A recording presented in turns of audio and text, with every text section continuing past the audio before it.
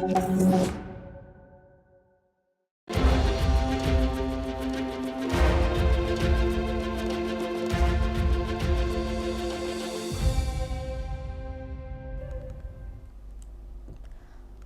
and welcome. I'm Sima Katauka and you're watching the Africa Brief on NewsX World. Let's take a look at the top stories of this hour. Egyptian Foreign Minister Abdelati has traveled to Luanda for the meetings of the Egyptian-Angolan Joint Committee aimed at strengthening cooperation and advancing the strategic partnership between the two countries. Egyptian Foreign Minister Abdelati has urged the formation of a Palestinian technocrat committee in Gaza to enable the Palestinian Authority's return, in a call with UN Chief Antonio Guterres, while pressing for full implementation of UN Security Council resolution. Local media reports that more than 40,000 Congolese refugees have arrived in Burundi between 5 and 11 December, fleeing intense clashes between M23 rebels and the DRC Army. Despite the US-brokered ceasefire, UNHCR official has warned of severe resource shortages as Burundi faces deepening humanitarian crisis. Ethiopia has announced that it will hold its next generation general election on 1st of June of 2026, with National Board Chairperson Melat Work Hailu confirming preparatory work amid ongoing security challenges, while Prime Minister Abiy Ahmed has insisted the government has the capacity to deliver the election despite continuing violence and instability. Delegates from 170-plus countries have convened in Nairobi for UNEA 7 as UNEP Chief Inger Anderson and Kenyan President William Ruto has warned that climate change, biodiversity loss and pollution have escalated into a global emergency. Leaders have urged for cooperation and solutions for climate change. The U.S. government has announced it will deport 15 Kenyans convicted of various crimes as part of President Donald Trump's immigration crackdown in a new DHS database called Worst of the Worst, while Secretary Kristi Noem has emphasized that the platform fulfills Trump's directive. Nigeria's state oil company NNPC Limited has confirmed that an explosion on December 10th has damaged the critical Escravos to Lagos gas pipeline, causing a major pressure drop and disrupting operations as authorities continue to investigate the loss of containment.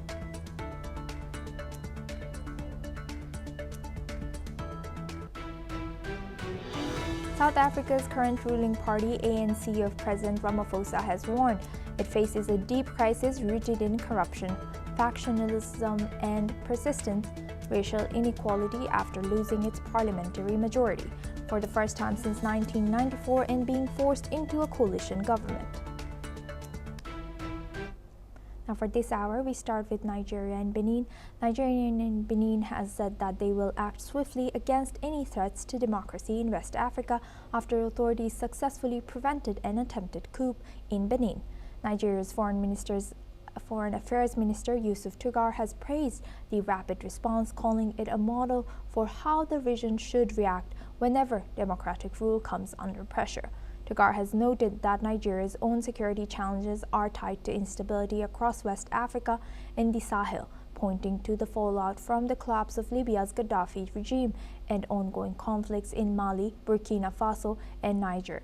He has said that the swift intervention in Benin was shaped by lessons learned from slower responses in earlier crises. Benin's Foreign Minister Bakari has said that the episode shows ECOWAS remains committed to democratic governance, highlighting the united stance of Presidents Bola Ahmed Tinubu and Patrice Talon. The pledge comes as the region continues to grapple with a wave of military coups since 2020. Let's listen in. Nigeria's internal problems are inextricably linked to the external problems. So we would not be doing ourselves any good if Republic of Benin has a problem and we don't help in tackling it and tackling it decisively. The insecurity problem that we're facing today like I said, is a regional problem. It is a Sahelian problem. It is a Lake Chad Basin problem. And the factors that are affecting us are mostly exogenous. The security problem we're facing today is tied to the dysfunctioning of Libya, the fall of the Gaddafi regime. It is tied also to the conflict in the Sahel and the fight against terrorism in the Sahel region, in Mali, in Burkina Faso, in Niger, and beyond.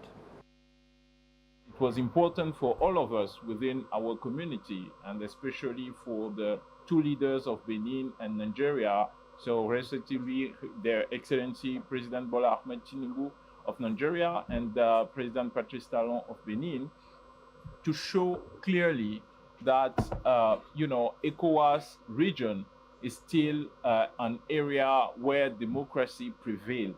This is very important, and we show that in our region, in our environment.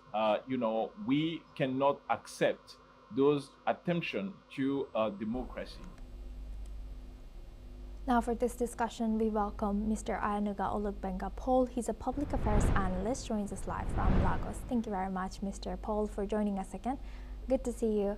Now, looking at the situation with Benin, how is Benin right now? Is it stable after the failed coup attempt, and is it how significant is it that the coup attempt failed? Well, the coup in Benin, it's very significant that the coup failed in Benin, because with an instability in Benin, we will have influx of Beninois into Nigeria. And Nigeria is battling with its own problem. Beninois have been really known to be good people, very resourceful people. So we don't have problem having a lot of them in Nigeria, because we share a lot of common ancestral ties with them. But at the same time, the northern part of Benin, just like the northern part of Nigeria and the southern part of Niger, where a lot of these terrorist activities and rebellion are taking place, is having a lot of negative effects on Nigeria. And so Nigerian government would always do whatever it can to promote internal security, and if it requires being or assisting neighboring countries who legitimately ask for help, we will. Even when they don't ask for help, sometimes I think it is our prerogative, just like the case of what US will do if something is going on in Mexico, or if something is going on in Cuba, or like what Russia is doing with the situation in Ukraine. Russia basically went to Ukraine because it doesn't want NATO to come anywhere closer to its border than it already is. And we see it happening all around the world, where countries, China is very invested in whatever is going on in Hong Kong and Taiwan, to make sure that they protect the territorial integrity of China. And it is the same everywhere in the world. I'm sure India is also very concerned when anything is going on in Bangladesh, Pakistan, even in Afghanistan. India will watch closely to see that whatever is going on there, even though yes, there is age-long strife, but still India will not hold its arm and seek and allow terrorists to enter into their own territory, maybe through porous borders from Pakistan or through porous border from Bangladesh or areas like that. So it's the same all over the world, and that is why Nigeria, like many of the commenters have said in the video you played earlier, will not hold its arm and allow Benin Republic to go into blazes. Even with the situation in Cameroon, you see Nigeria is also somewhat, always being on the watchful to ensure that that situation does not spiral into a case where it will affect Nigeria negatively. And thank God that our government acted swiftly and has restored peace to Benin, because You know, before Patrice Talon came into office, a lot of Beniners had to come to Nigeria to find work, to find means of livelihood. But in the past 10 years that Patrice Talon has been in affairs of the country, and the country has been moving up economically, at least to the satisfaction of the people in that country. Sorry, a lot of Beniners are back in their own country, getting jobs and living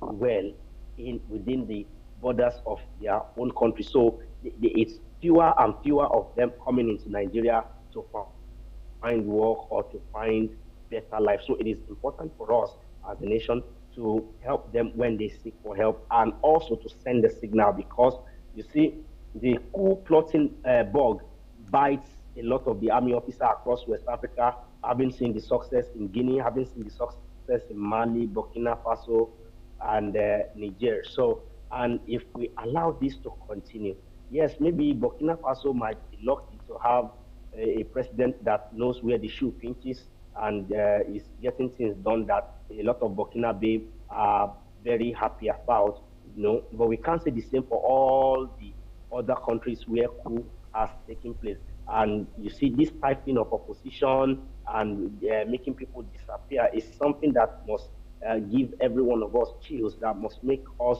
be weary to have military takeover anywhere. Even in those places where military are taking over, we would still love to see them, you know, transmute or transform into democratically elected officers, so that all of us can be on the same page, because we need more intra-African trading to boost the economic profile of Africa. Africa can trade with itself without needing anybody from the Western or Eastern world, and Africa will be prosperous.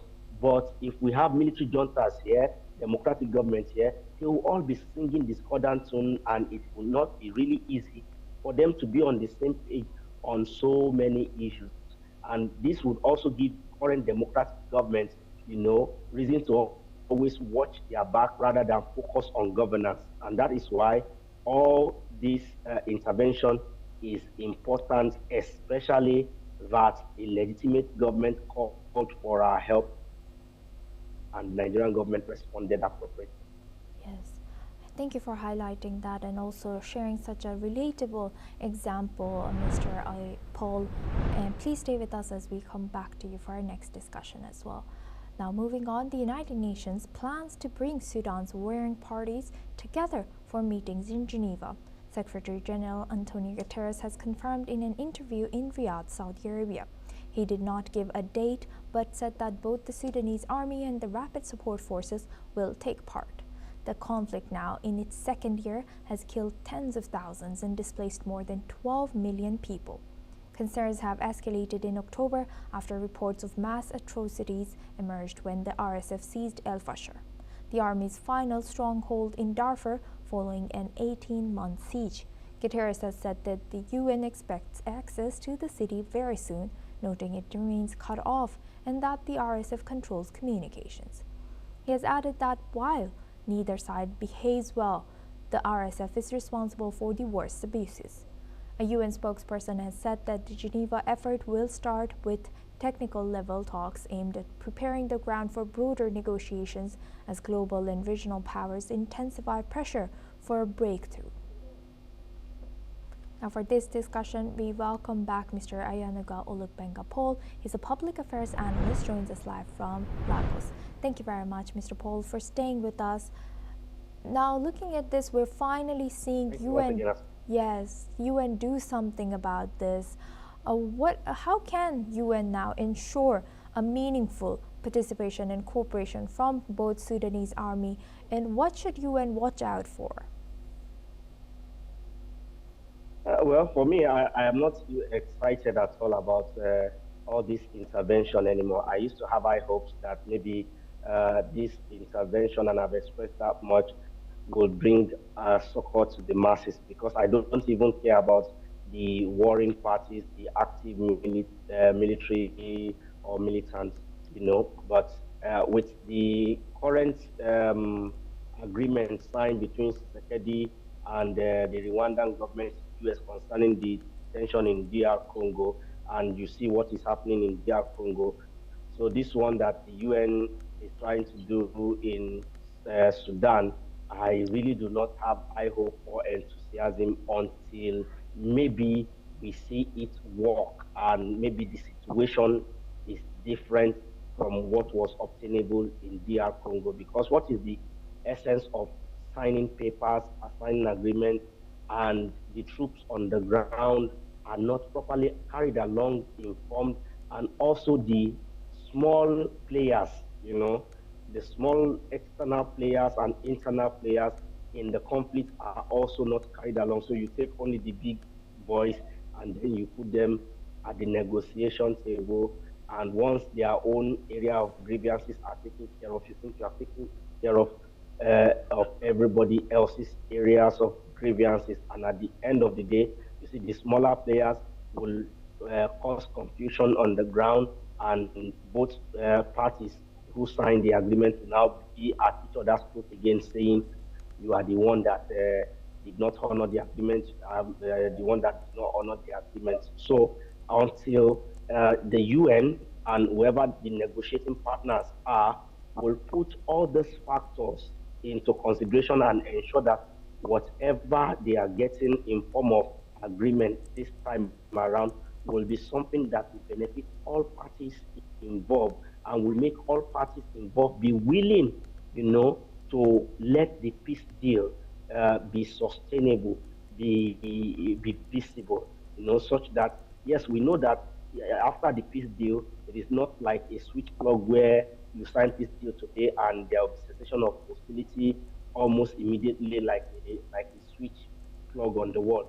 But at the same time, we know that if an agreement, some that carries all interest along, they are happy with the outcome of the agreement, we will see the cessation of hostility gradually and almost immediate too, on the ground. And until we are able to see that in action, and not that only the interest of one side or the other is being protected against another, I am not particularly, I don't know what to feel. I only pray, wish, and hope that those who are scouting for this peace deal will be able to dot their I's properly and cross their T's and get a workable peace agreement so that relief will be brought to all these people who have been constantly under siege for, the last few years without help, so that they can get their lives back in order. Because I can't imagine the terror many of them would have gone through or are still going through right now. Do you know how many mothers have lost their children, husbands who lost their wife who lost their husband, children who've lost their parents, and how their lives have been turned upside down with menace that has happened? A lot of them, even after peace, needs to go through a lot of psychological reorientation and reintegration for them to get their rhythm back into normal Yes. society. But I hope that they will get it right, and I sincerely pray that they Yes. will get it right. But I'm not enthusiastic if I'm looking at Yes. what happened in DR Mr. Congo. Paul, Mr. Paul, you have shared very legitimate and realistic point. So now, after countless letdowns by Yes. United Nations and many outside parties for African nations and also Middle East, and also looking at this year's President Trump's criticism, open criticism towards UN. Now, how effective is UN now, and how careful should Sudanese both parties be in trusting UN? Well, for me, with history, even since 1945, if you check and trace the history of the UN, you will see that they are more like paper tigers who dance to the tune of you. And so, if the language is not going along with them doing, they won't get it right. And lately, a lot of players have been asserting their voice in the UN, like the Chinese, Russia, even Brazil and India, the powerful blocks that cannot be ignored anymore now in the UN scheme of things. And all their various body languages need to be accounted for. UN is to be successful. And I think, as I am also a student of history who has understood some of these agreement that UN has signed in the past, if you go through the past from 1945 till now, you will see a lot of things that do not add up. When you broker people who trusted them lose out. And so I am sure that many of these people going into this agreement with the UN also have this in mind. But at the same time, UN is necessary. I won't say they are evil, I will say they are a necessary tool or organization Yes. rejigged properly and everybody has sense of belonging where US is not dominating like the father who is feeding everybody. Uh, UN can actually get its act right and evolve from being Yes. paper tiger to being an actual force Mr. Paul. that when it sneezes, people will respond accordingly. Right. With that, I would like to thank Mr. Paul for joining us today as a public affairs analyst from Lagos. Thank you very much. Now we move on to Burundi. Thousands of Congolese refugees are arriving in Burundi, escaping violent clashes between M23 rebels and the Congolese military in South Kivu. The M23 rebels, who are backed by Rwanda, recently seized the strategic city of Uvira, forcing civilians to flee across the border into Burundi. Between December 5th and 11th, the UNHCR has recorded 40,000 new arrivals, many of whom are being housed in overcrowded and unsanitary transit camps, such as Kansega. Refugees report harsh conditions, including a lack of water, sanitation, and shelter. Many have endured long, dangerous journeys, with some losing family members to violence along the way. Aid agencies are struggling to meet the growing demand for assistance. Local resources are overwhelmed, and critical shortages of food and medical supplies persist. UNHCR and local authorities are calling for urgent international support as the crisis deepens, with fears that the violence may spread further south along Lake Tanganyika. Il n'y en a pas de l'eau à boire, monsieur. Il n'y en a pas même de toilettes. Il n'y en a pas quoi il s'agit-il. Pour le moment, les peuples sont en train de souffrir. Vous savez, il y a l'engouement, beaucoup de populations qui sont ici, des Congolais, des Congolaises qui sont des enfants, mais nous manquons même des toilettes, ce qui c'est catastrophique. Quand vous retournez dans ces petites forêts, vous allez voir, il y a des cacas qui sont là. Mais ce sont des quoi? Notre vie et notre santé est toujours en danger. C'est ça ce que nous constatons. Niko hapa kuanzia juzi siyakula. Kisi nilikimbia na mpaka sale jana ndio nipata msamaria kanipatia bui nikakunywa. Siatia hata chakula mkini. Mai ndio niko nakunywa nisikie kama sauti itatoka. Ndio vile baba, mimi naomba mnisaidie na mimi baba yangu mnitafutie baba watoto. Kama bako kwa neema ya Mungu ni bapate. Kama habako basi juu mtu hata force venye vinashindikana, lakini bora na mimi mnisaidie baba yangu. Asante. Now for this discussion, we welcome retired Major General Dr. Rajan Kochar. He's an international relations and defense expert, joins us live from New Delhi. Thank you very much, Major General and Doctor, for joining us again. Good to see you. Now, looking at Africa's Burundi, how can regional cooperation be strengthened to contain this violence and make sure that this violence doesn't end up falling over to other countries now that it has already fallen over and spread it to Burundi? And also, to what extent should aid and intervention strategies address these immediate humanitarian needs? Thank you. Thank you. This is a problem which we have seen in a large number of African states there, where there has been a clash between the sovereign forces or the security forces of the state and the rebels. And basically, since these areas are rich in mines, minerals, and all those natural resources, there is a tendency for the rebels to try to exert influence, especially in border areas. And we have seen here, as you I'm highlighted in this program, that this is basically the M23 rebels are there, who are backed by a foreign power, Rwanda. So what happens is that no rebel movement can become strong unless it is backed by some kind of a foreign intervention. So these are the factors which possibly even when the US has brokered a peace deal between Congo and these neighboring countries, Rwanda. But this peace deal, why it is not working? Because rebels like the M23 have not been brought as a part of this peace deal. So it's very important that when you crack a peace deal, you must have all your stakeholders together, and only then a peace can be brokered. And as you rightly said, that this is likely to spread to the bordering states, because you see this Burundi, how many refugees it can take. It has already taken figure is there into thousands and thousands of refugees have already moved into Burundi since 2025, and there is a limit to that. I believe 70,000 Congolese have fled into Burundi. So how are you going to sustain this kind of a humanitarian issue of sustenance of these people, because there are a large number of refugee camps here?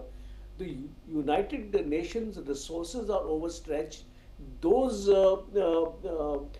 agencies, the UN agencies which are involved here, have no funds available now to sustain them. So I think whenever the US tries to broker this kind of a peace deal, it needs to bring in all the factions together, because you cannot have a peace deal between two countries leaving the rebels out. So that would be the first point in case we want to contain these conflicts here.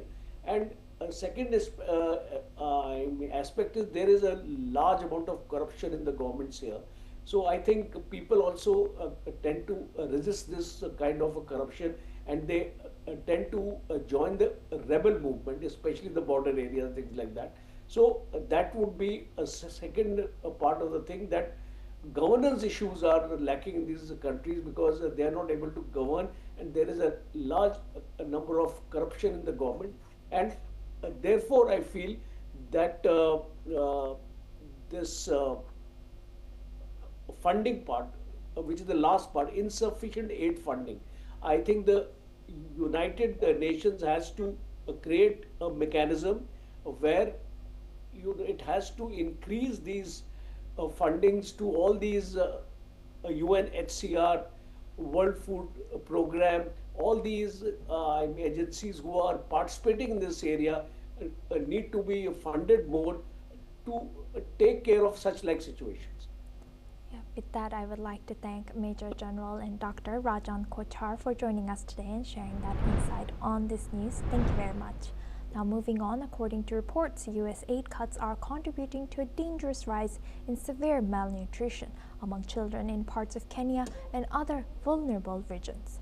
Health facilities in Turkana County are reporting prolonged shortages of ready-to-use therapeutic food, the peanut-based paste that is essential for treating severe acute malnutrition. Clinics that once relied on steady supplies from international donors have been operating with empty shelves for months, reducing parents' access to life-saving treatment and limiting community screening programs.